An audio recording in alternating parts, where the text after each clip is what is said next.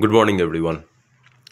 একটা দারুণ কথা শুনছিলাম আজকে, যে যদি পৃথিবীতে এরকম হয় যে সবার টাকা, মানে আমার তোমার যত বড় লোক আছে, যত গরিব লোক আছে, সবার টাকা এক জায়গায় করে যদি সেটাকে ইকুয়ালি ডিস্ট্রিবিউট করা হয় প্রত্যেকের মধ্যে, মানে প্রত্যেকে 500 মানে 500 করেই পাবে, কেউ 1000 মানে 1000 করেই পাবে।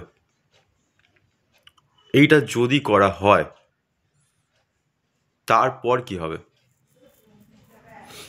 আমার কাছে যদি 500 আসে, আমার কাছে কি 5-6 মাস বাদে 500 টাকাই থাকবে নাকি বাড়বে? আর যদি বাড়ে তাহলে অন্য কারোর টাকা কমবে। কোশ্চেন হচ্ছে কার টাকা কমবে, কার টাকা বাড়বে। যে খাটছে, যে বুদ্ধি লাগাচ্ছে, তার টাকা নিশ্চয়ই বাড়বে।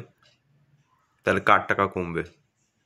যে কাজ করতে চাইছে না, যার কাছে হয়তো টাকা আছে, সে ভাবছে কি কালকের দিনটা তো চলে যাবে, কি অসুবিধা, আজকে তো আর্নিং না করলেও হবে। তো এইটাই হলো মাইন্ডসেট। রিচ মাইন্ডসেট কি? রিচ মাইন্ডসেট মানে রিচ হওয়া নয়। রিচ মাইন্ডসেট হলো তুমি যখন লং টার্ম সলিউশনের ব্যাপারে গ্রোথ ফ্যাক্টর নিয়ে ভাবছো, দ্যাট ইজ রিচ মাইন্ডসেট। সেটা একটা সাধারণ মানুষও হতে পারে। একটা ডেলিভারি বয় যার পিঠে হয়তো 100খানা পার্সেল আছে, 30-40 কিলোর ব্যাগ আছে, 50 কিলোর ব্যাগ আছে, সে সারাক্ষণ সেটা ক্যারি করছে বাইকে বা সাইকেলে। ইজি ব্যাপার নয় 100খানা বাড়িতে ঢোকা, সিঁড়ি বেয়ে ওঠা, তাদেরকে পার্সেল দেওয়া, নেমে আসা। সেরকম একটা ডেলিভারি বয় দেখলাম সকাল সকাল এই পিঠের হ্যান্ডেলের একটা দড়ি ছিঁড়ে গেছে। তো সে কি করতে পারতো? সে ওগুলোকে নিয়ে কোনোভাবে যেখান থেকে এসছে ওয়্যার হাউসে নিয়ে গিয়ে রেখে দিতে পারতো। সে কাজ সেদিনকে না করতে পারতো, ব্যাগ পাল্টে নিতে পারতো, বাট সে জানে আমার টাইম ওয়েস্ট করা যাবে না।